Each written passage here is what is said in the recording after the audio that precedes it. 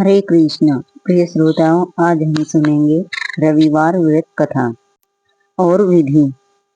सभी कामनाओं की पूर्ति के लिए रविवार का व्रत सबसे उत्तम और श्रेष्ठ बताया गया है।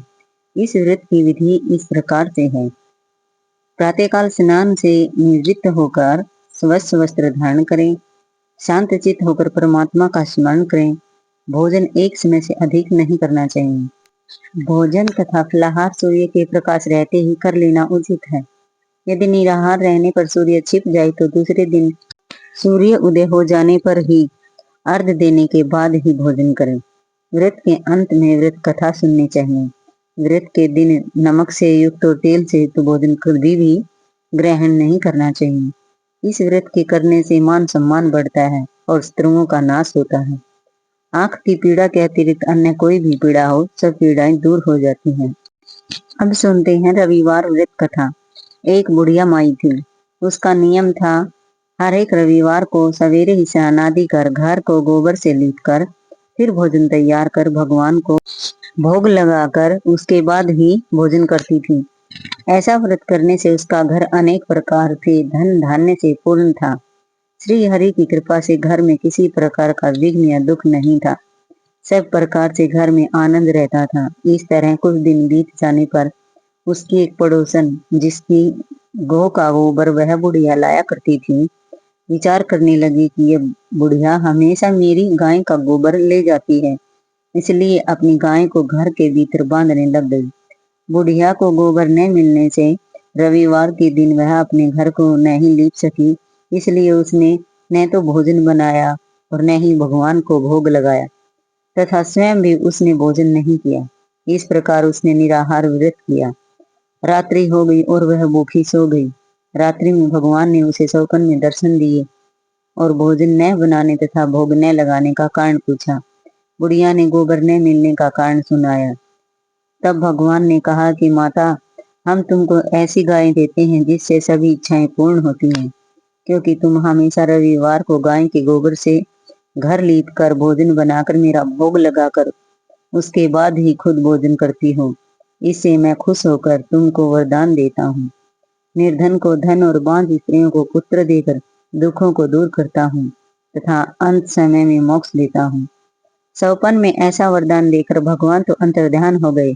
जब बुढ़िया की आंख खुली तो वह देखती है कि आंगन में एक बहुत ही सुंदर गाय और बछड़ा खड़े हैं। उसने उन्हें वहीं बांध दिया और वहीं खाने को चारा डाल दिया।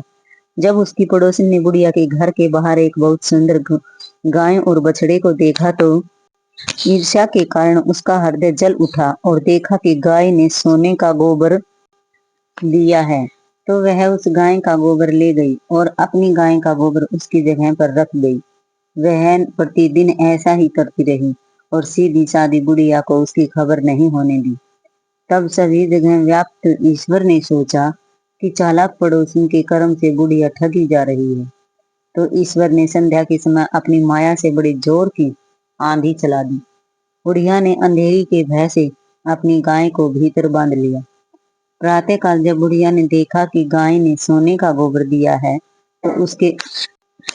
तो उसके आश्चर्य की सीमा न रही और वह प्रतिदिन गाय को घर के भीतर बांधने लगी। उधर पड़ोसन ने देखा कि बुढ़िया गाय को घर के भीतर बांधने लगी है, उसका सोने का गोबर उठाने का दाव नहीं चला, तो वह ईर्ष्या से जल उठी और कुछ उपाय न देख पड़ोसन ने उस देश के राजा की सभा में जाकर कहा, महाराज, मेरे पड़ोस में एक बुढ़िया के पास ऐसी गाय है जो आप जैसे राजाओं की योग्य है। वह प्रतिदिन सोने का गोबर देती है। आप उस सोने से प्रजा का पालन कीजिए। वह बुढ़िया इतने सोने का क्या करेगी। राजा ने यह बात सुनकर अपने दूतों को बुढ़िया के घर से गाय लाने की आज्ञा दी। बुढ़िया सवेरे ईश्वर का भोग लगाकर भोजन ग्रहण करने ही जा रही थी कि राजा के कर्मचारी गाय खोल कर ले गए। बुढ़िया काफी रोई चिल्लाई, किंतु कर्मचारियों के सामने कोई क्या कहता। उस दिन बुढ़िया गाय के वियोग में भोजन भी नहीं कर सकी और रात भर रो रो कर ईश्वर से गाय को पुनः लाने के लिए प्रार्थना करती रही।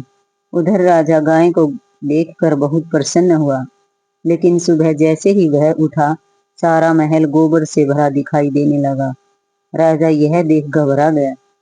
भगवान ने रात्रि में राजा को सपन में कहा कि हे राजा, गाय बुढ़िया को लौटाने में ही तेरा भला है। उसके रविवार के व्रत से प्रसन्न होकर मैंने उसे गाय दे दी थी। सवेरे होते ही राजा ने बुढ़िया को बुलाकर बहुत से धन के साथ सम्मान सहित गाय और बछड़ा लौटा दिया और उसकी दुष्ट पड़ोसन को बुलाकर उचित दंड दिया। इतना करने के बाद राजा के महल से गंदगी दूर हुई। उसी दिन से राजा ने नगरवासियों का आदेश दिया कि राज्य की तथा अपनी समस्त मनोकामनाओं की पूर्ति के लिए रविवार का व्रत करो। व्रत करने से नगर के लोग सुखी जीवन व्यतीत करने लगे।